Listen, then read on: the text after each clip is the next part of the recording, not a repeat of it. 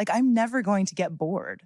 I'm always going to like look at this canvas, this blank white canvas, and be terrified in some way. And I thought, how fascinating that every day could be brand new. I think when I was sitting in that basement painting those paintings and I was alone and sitting with myself and listening to music, I felt it. I felt my calling. And it's hard to find. I know that it's hard to find. I know so many people. I'm listening to you and feeling stressed. Like, do I have my calling? Should I be opening and cracking myself open?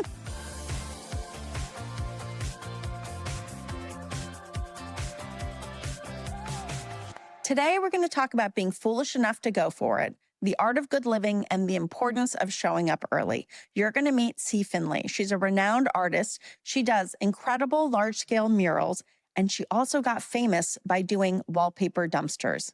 That's something you're going to want to Google afterwards. This is a great conversation, and I can't wait for you to listen. Well, Finley, welcome to the Blue Couch. Thank you for coming on. We like to always start at the very beginning because I think so much of our lives is still working out whatever happened to us as kids. So, tell us about the young Finley because you did not grow up in New York. I grew up in central Missouri, in the middle of nowhere. I hated it. And I wanted to be a Supreme Court justice. That was my childhood. Siblings? Did you have siblings? I have an older brother who wanted nothing to do with me. He's 5 years older and we lived in two separate universes. Does he still want to have nothing to do with you? I mean, he's around and I sent his kids some gifts just this week, actually. And, I love him. But I think I was just in my own world of living in a small town.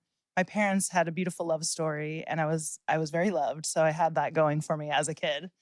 But yeah, I think I was world building, but I was alone. I was by myself. There were no kids in my neighborhood. What does world building mean? You mean like...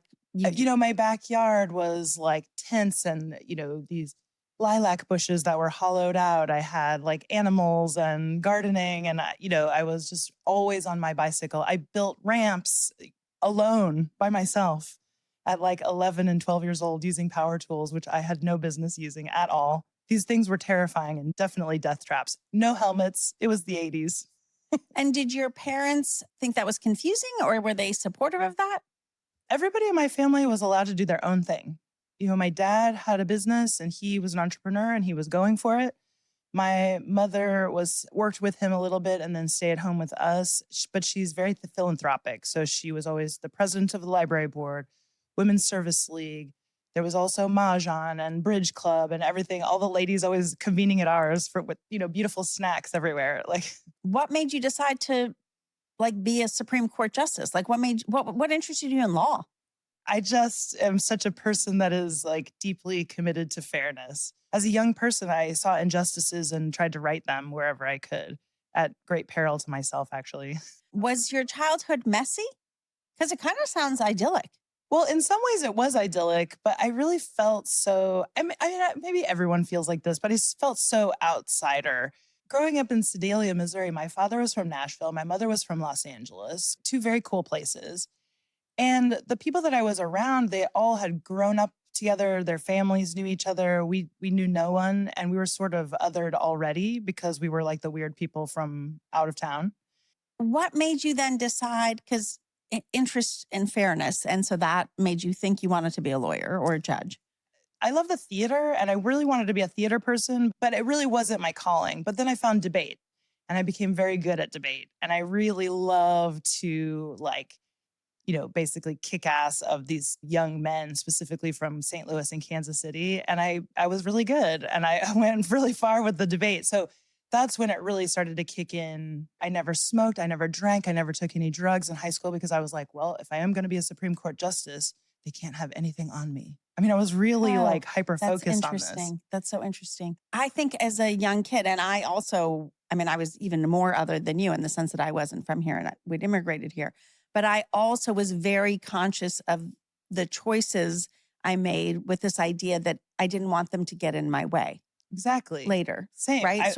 And what was that? I don't know how we were hatched like that, but... Well, I thought maybe I would run for office. I don't even know why I thought that. I thought I would need to be running for appellate court judge in the state of Missouri before, I had this whole thing worked out in my mind. Well, it's funny. I don't think I had messy parts personally, right? Because I was so straight and narrow in some ways, but I had a lot of messy parts around me. Did you have messy parts around you? No, I think really I did have a beautiful childhood with my family, and we were really just loved and adored, and that's a beautiful thing. Otherwise, I mean, Central Missouri is like a cultural void. There's nothing there. And so I just had to make it up. So you decide at some point to not be a Supreme Court justice. I So like that. At yeah, 12, I this is when it decide. gets messy. This is when it gets really Okay, messy. let's hear. So I'm at the University of Missouri. I'm in student government. I'm seeing the people that are going to travel with me to law school. And I'm like not interested. I feel there's a lot of hypocrisy happening. There are just these are like not my people. I start to actually read a law brief and I was like dry. I felt like the moisture leave my body.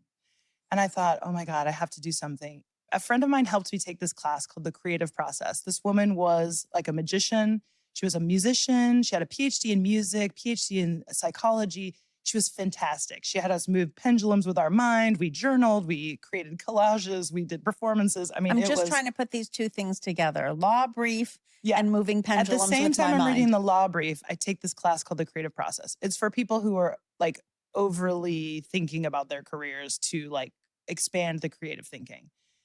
This lady cracked me open. I mean, in that class, I dated a woman, I became an artist. I realized I could never take another semester without creativity in my I'm life. sorry, there's a lot going on right in that. Like, what exactly happened? It was a one semester class. One semester class, Dr. Betty Scott, magic. Where is she now? I don't know. She was much older when I took that class. She may have passed away, but the last time I talked to her, I had a huge show in LA and she was trying to come. I just reached out to her out of the blue and she was thrilled. And I sent her my work. I mean, she was over the moon for me. So I didn't speak to her for decades. And then I did find her and I thanked her deeply because she changed my life. So then I take this Sorry, next. and then you also discover, well, you're dating a woman. How did your family take that? Well, I didn't really talk to them about that. That's way later. The fun part is that the next semester, I was like, I'm going to take a class at Columbia College, outside of my university because I didn't want it to affect my GPA. I'm going to take a painting class. Well, I take this painting class and I make 32 paintings in the basement of this house that I'm living in. I mean, it was like a calling from the great beyond. And I just had to do it. So the messy parts were for the first time in my life, I really was having like a breakdown. Mhm. I didn't know what to do because, I was so forward with my, Supreme Court justice. That was my whole identity. And now I was like, oh my God, I'm an artist and I have to figure out what to do. So I went to one session with this very cool, like, free school psychoanalyst or something. He listened to me very deeply. And then he said at the end of the session, I think you need to apply to art college. How long will it take you to put the application in the mail? And I said, 2 weeks. He's like, come back and see me. I applied to Pratt Institute and randomly, I don't know how, honestly, I got in. I moved to New York How City. did you tell your parents? Well, so that's the messy part. So I applied. I didn't tell them. They think I'm about to graduate from the University of Missouri and go to law school at the How University far of Missouri. along were you? Like I a was junior? 3 years in. Oh, 3 years in. Yeah. And so I go home, with tons of tears. I mean, my dad left the room. He didn't speak to me for like a month. It was a lot of drama. And I was so stressed out. It was so upsetting. My mom and I would like stay up late and watch TV. And then on the way upstairs, because she never really went against my dad. She was cool. Mhm. But she was like, it is exciting, isn't it? That you're going to art college. So, But they never said, like, we won't support you. well, they cut me off. So I had to get like some loans and like figure it all out. The second year, I ended up getting a scholarship for most of it to pay for I had to go all the way back to undergraduate and start again. I mean, I was definitely looking for a calling. And I think there's so much literature around finding your calling, your purpose, but it was hard to find. Like I didn't have the class. I'm like, well, where was that class in my path? Because maybe I needed to have been broken open. I don't know. But for people who are going through this struggle, trying to figure out, deciding to, sort of break free from the expectations of your family, much less society, and take this other path, if somebody's listening and sort of thinking about that question for themselves, what advice do you have for them? Short of taking this woman's class, which we all need to go find her now. I know, Dr. Betty Scott. We all need Dr. Betty Scott. But I think for me, it's like an energetic thread. It's actually what makes you feel good.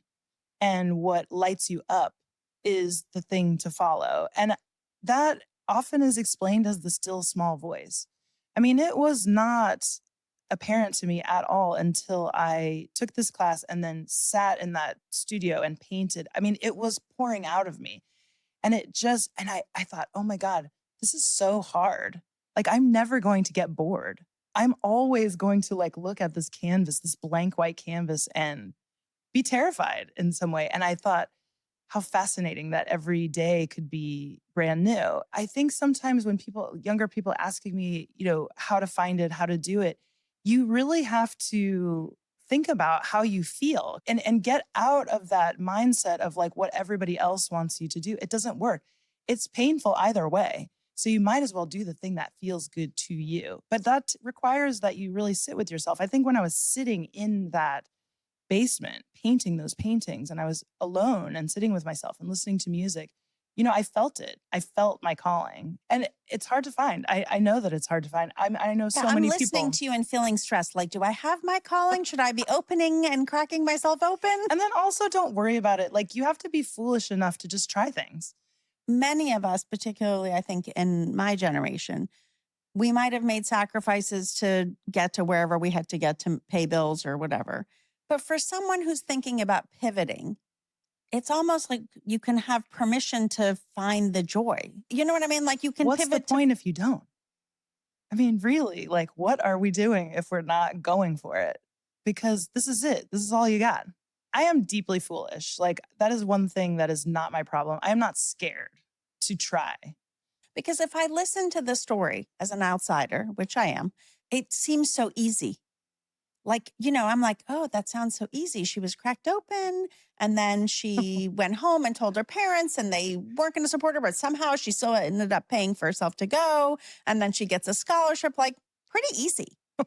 It sounds easy, but it was not easy. Like it was terrifying and terrible. And like this whole world that I built with so much support of my father, who I loved so deeply. I mean, the level of disappointment, we would actually, as a family, make a joke when I would come home from, I mean, major successes in my career as an artist. And, like New York Times, half a page. My dad would, within 30 minutes of me being there, we would time it and laugh. I'll pay for you to go to law school. When are you going to go to law school? When are you going to stop all this nonsense and like get back to it? I mean, he never let it go until maybe I think maybe 18 months before he died. So that had to have been hard. I mean, he was hard on me, but like I loved that. It is a part of my excellence and a part of my intensity. Well, Like what I does which I that mean? inherited from him. I mean, he was just so intense. He got up every morning at 5. He loved the sunrise. He was in pressed clothes, like building his business, and he just loved it. So you get to Pratt, to New York all of a sudden. Had you been to New York before? I came once for a portfolio day. My mom drove me in her Suburban with my grandmother How from long did that California. take? I don't know, like 2 days. And yeah, they literally drove me to Pratt, which at that time it was 1996 or something. That Fort Greene was not as cool as it is right now. And they were like, "Are you sure this is the right place?" Yeah, I think I can't remember. I think that was the first time that I ever went to New York. And so what was the experience of coming to New York like for you? I mean, everything. It's all I ever wanted. I mean, when I was young, I got I had a subscription to Interview Magazine. I followed Madonna and Andy Warhol like religiously, Keith Haring. Like, I was just completely obsessed as a young person with all of the New York's downtown scene. I couldn't believe my good fortune. And I was also, again, a little bit weird because I was like from the Midwest and like I wasn't prepared, but thank God I had a couple years of college before because I did see a lot of young people being gobbled up by the city. And so walk us through sort of that phase and how you became sort of the successful artist. My good fortune was that I had an amazing class of students that I was around. Micheline Thomas and I graduated together. Swoon and I graduated together. Or you're going to have to tell everybody who all these names are, just right? really famous, cool artists. Today. Today, yeah, happened to be dear friends of mine. And, we were all in it together.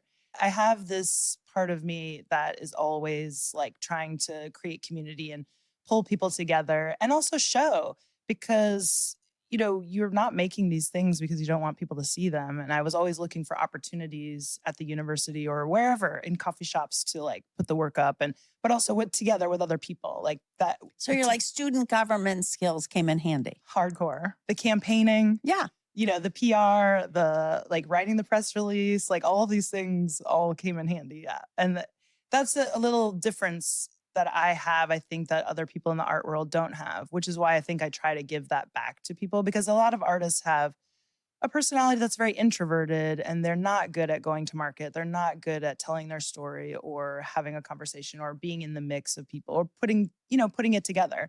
They're very good at like their alone solitude time. And I always like to find those introverts and like bring them out into the light. You go to Pratt and then you go to California and then you end up in Rome.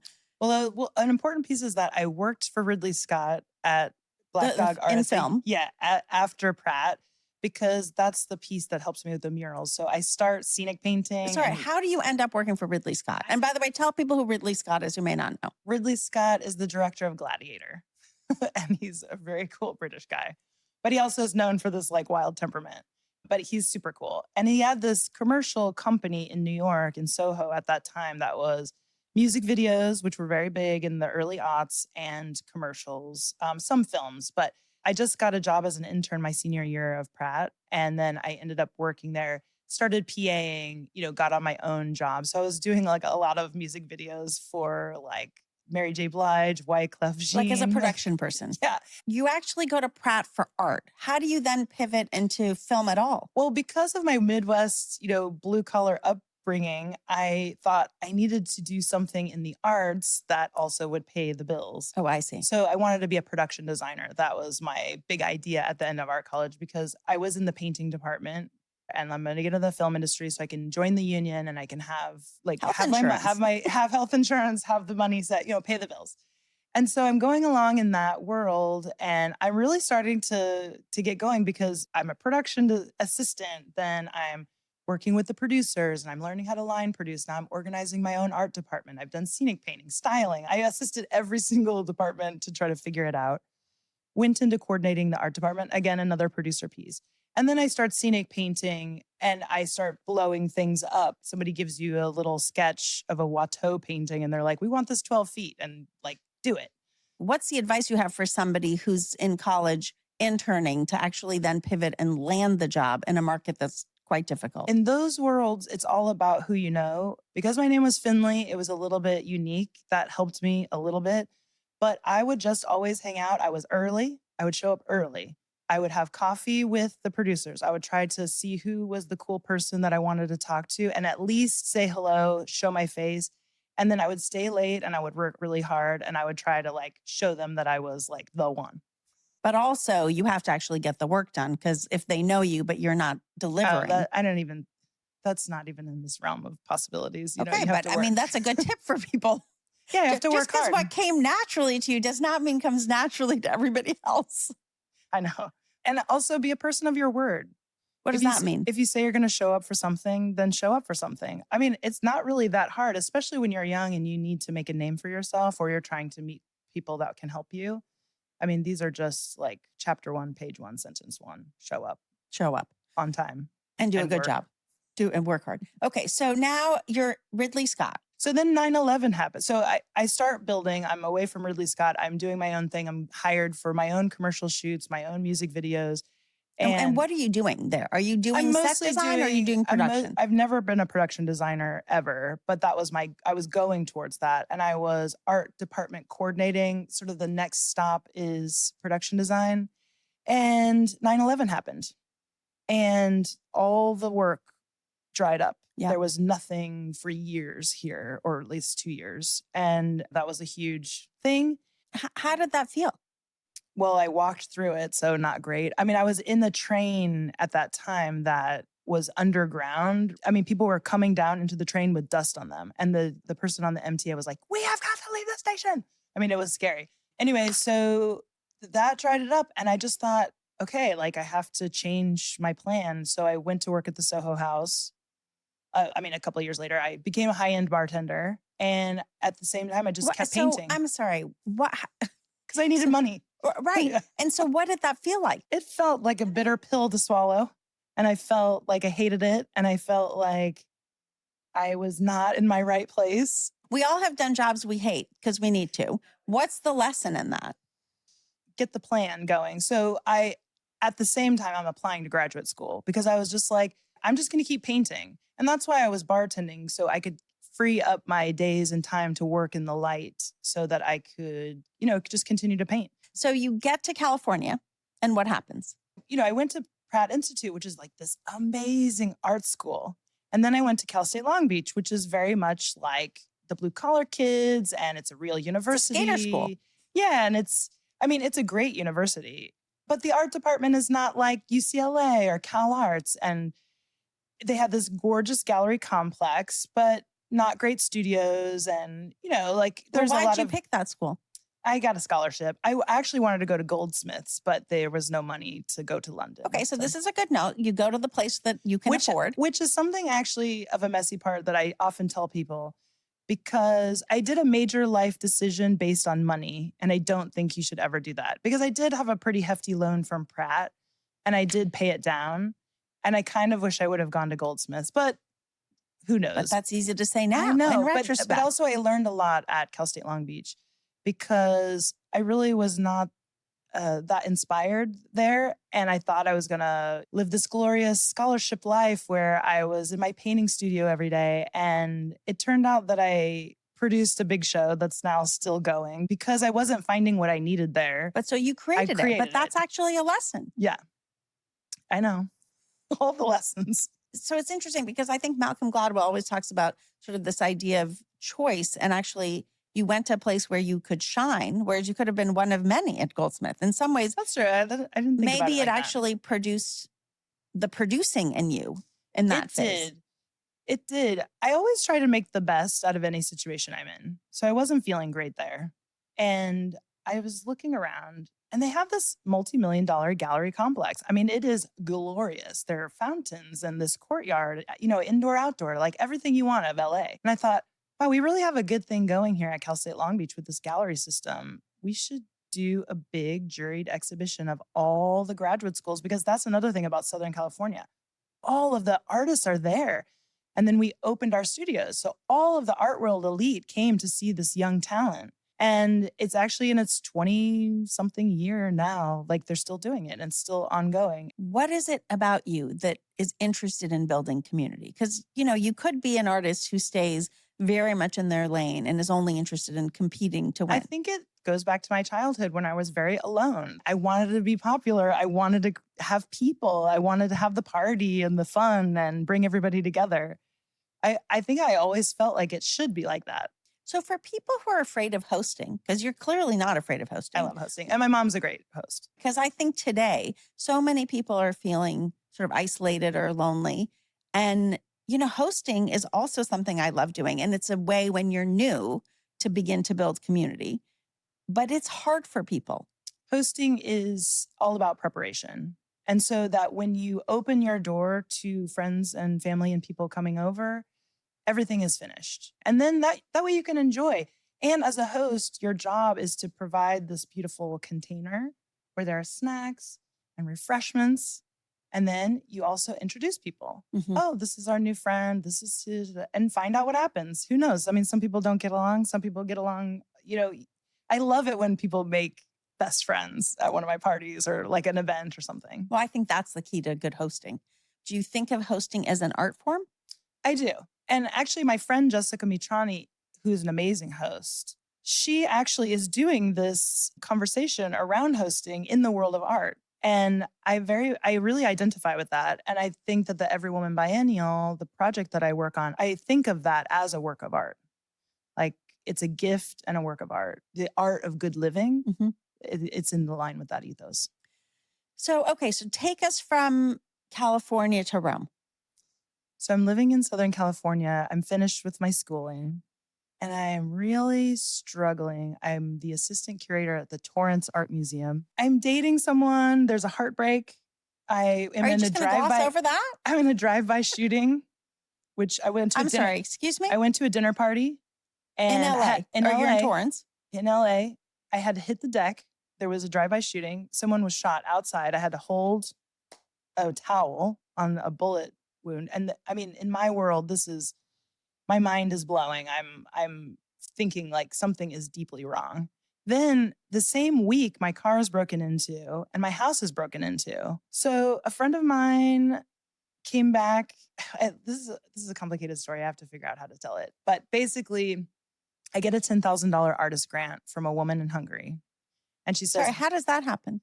through friends. Okay. It was a private thing. But it was because I was struggling so much. So I had the heartbreak, I had the drive-by shooting, I had the house break-in, and my car got broken into. I mean, that's probably all happening in a month. And I'm working at a job that I'm Once again miserable at. Okay. That's a good messy part. and this is one of the messiest. There's so many messy parts, but that's a really good one.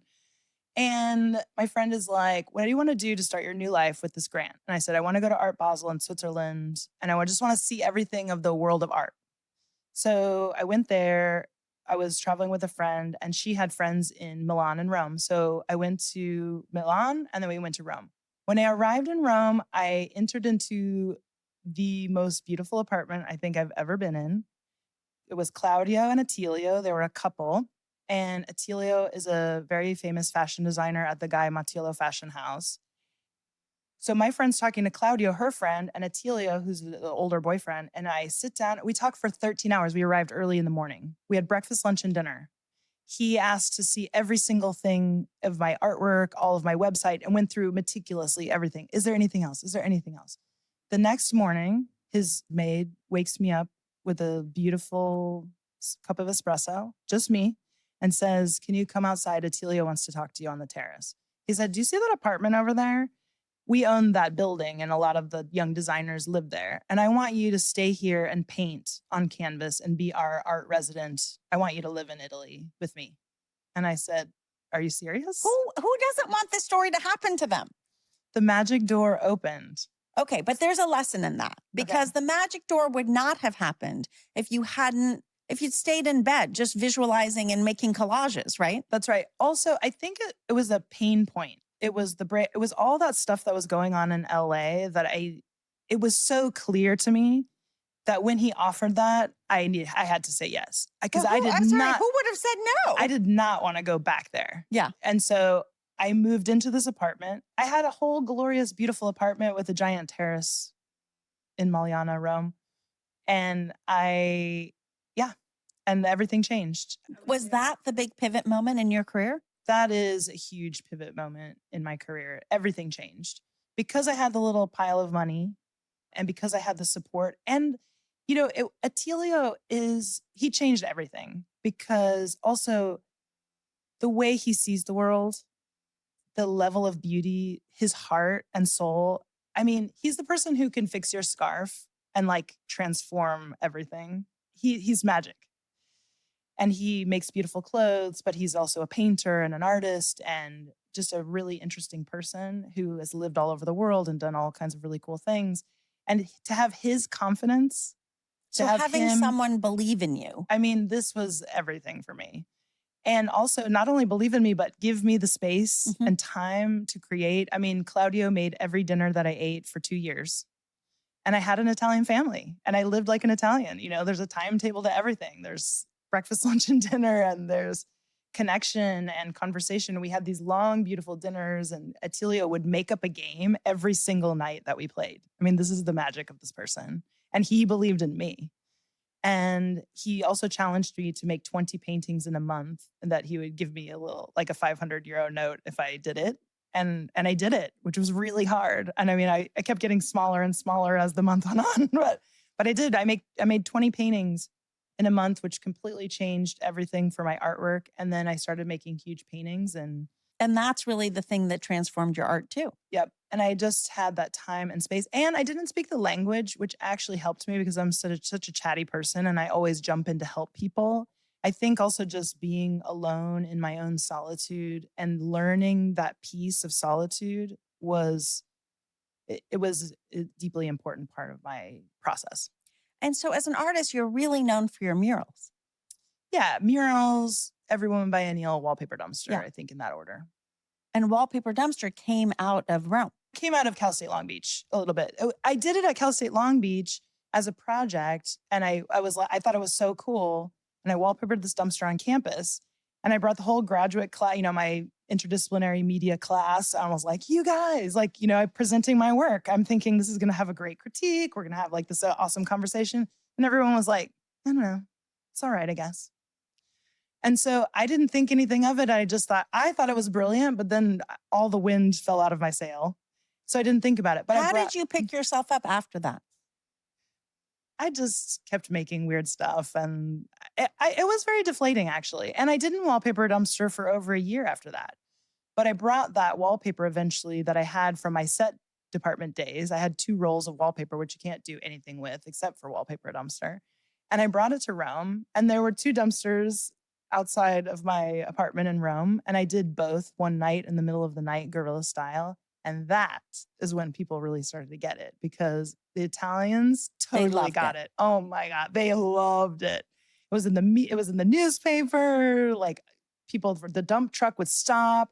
The guy would like buy me a coffee, like stop traffic. We did it at the Coliseum. I think a lesson in this is changing your environment. Travel has been very eye-opening and a necessary part of my career in life. In your case, it was an international thing, but really this ability to step away and regroup. And I believe that a lot in New York. You have to get out quarterly. That is my advice to young people in New York. Get out quarterly, even if you just go upstate, even if you go to Philadelphia, go to Montauk, get on the train, get out. It's such a pressure cooker. You become a cog in a wheel, and you need to step out and like regroup, see a different way of being, and then come back in. I just think it's important. It's also what I do in my art. I turn my art upside down. I look at it in a mirror. I go out and look at a tree, and then I come back and look at it. Just shake it up, shake up your perspective. And so where does the success really begin to build? Is it in Rome? In Rome, I think the beginning of that was the wallpaper dumpster project. So I got in La Repubblica. I brought it to New York. I had a really good friend who was a fantastic publicist, James P. Campbell. And he really put the word out, got the New York Times article for wallpapering the dumpster. And then things really start to pick up. I got a big gig at the time it was AOL. Because you actually did work with commercial partners. Yeah, so I've never had that traditional gallery relationship where, what they teach you at Pratt you're supposed to have. I never had that, really. So I was always just hustling, selling my work, because my dad was an entrepreneur and taught me, how to chat with people about things. So I tried to sell things to people that I knew that would come to the studio, fall in love with me, maybe buy a painting if possible. And then I tried to work commercially as much as I could. So I got a gig with AOL. I think because of the New York Times thing, I got a thing with Target and Converse, worked with them. That now you're building a little bit of publicity and steam. The paintings are selling a little bit better, but I've always, it's hard. Like that is the ultimate messy part of my life, is just this inconsistent income up and down has really been deeply challenging. Like, still always, actually. It's like success, New York Times article, but still hard to pay the bills. Yeah. But it always works out. Let's talk about the Every Woman Biennial. So tell us. The crown jewel. Okay, the crown jewel. Let's talk about that. So that started as a joke. I love that it was called the Whitney Houston Biennial. The Whitney Houston I wish it was still called that. They always publish the people that are going to be in the Whitney Biennial like in January. I was like, oh my God, so it's exciting because that's such a big deal for artists. But the 2014, it was very, heavy male. And I was like reading the physical newspaper with a friend of mine. And I was just like, oh, if I curated that show, I'd have all those floors of the Whitney, all women artists. And she was like, you mean the Whitney Houston Biennial? And I was like, what? And we laughed so hard. And I thought, oh God, I have to do this. So my friend gave us her art studio in Dumbo. It was a glorious spring day. And we had over 500 people in a line outside the building. And it was so fun. We had Narcissister perform, Every Woman, which is so iconic. And then Annie Sprinkle was there. And, Micheline Thomas showed up because she's a friend. And she's like, oh, I want to be in this next year. And so, Swoon was in the show. So we had some celebrity superstar artists, and we had, an 18-year-old who'd never been in a show before, and everybody in between. We had a 90-year-old artist, B. Kreloff, rest in peace. And she showed up in her wheelchair like a champ with this glorious portrait of Audre Lorde, who sat for her. I mean, the stories go on and on about these connections between people that are phenomenal. And, to introduce the 90-year-old to the 18-year-old and to have those two have a poignant conversation is everything. You do it every other year now. Yeah, the last one was at La Mama Galleria downtown also. And we've done it in London and LA as well. And it's no longer called the Whitney Houston Biennial. Well, turns out that in 2017, Whitney Houston's longtime publicist called me on the telephone and basically ripped me a new one because we used her image and name without her permission. But I had emailed them no less than 10 times. And I went to New Jersey to a party where she was there to talk to her. I felt like I could have done it, but they were just mad and it was over. So we had to change the name to the Every Woman Biennial. And you always have a flash mob. Not always. We've had 2. This is our second one. We did one in 2019. In this next phase, right? So now this has become part of your world, ongoing, building community for artists and others, because I'm going to be in the flash mob and I'm definitely not an artist. It's for everybody. It's for everybody, every woman. Okay. So a lot of the stuff that you do, I mean, I can relate to that, right? Between the podcast and the longest table, we're very scrappy. Yeah.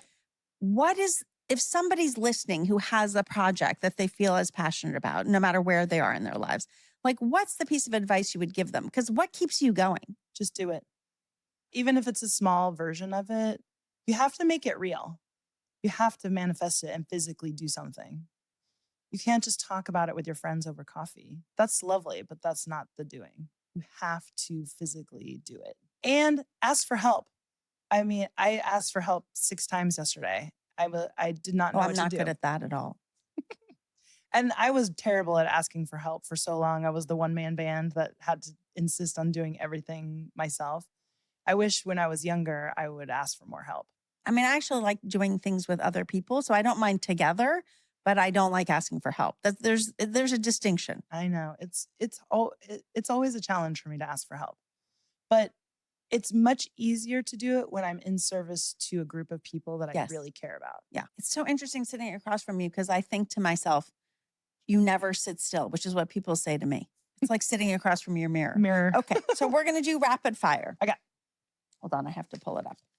What's your messiest moment on a scale of 1 to 10? I'm working on the Divine Feminine mural in Los Angeles, California. And I round the corner from lunch and my assistants are up on a very high lift. And when you go really high too quickly, there's rabbit and there's turtle. It should be on turtle when you're going up. That's like a setting, rabbit and turtle? On the lift, the boom lift, 200 feet in the air. They had it on rabbit. So they go up there and when they hit the brakes to stop, the whole basket bounced. That sounds terrifying. And an entire gallon of yellow ochre paint came crashing down onto the parking lot, which we had pre-purchased all the spots underneath the mural because of falling paint. Yet the grubby parking attendant had decided on his own accord to go ahead and park some cars there. So for the next 3 hours, I took a crappy rag from Home Depot and a cup of water because I didn't have any other tools. And I literally scrubbed paint off of every single person's car. And that is a 10. At least it came off. That's what I'm going with. Okay. When was the last time you cried? Oh, 2 days ago. 2 days ago. What should everyone do before they're 35?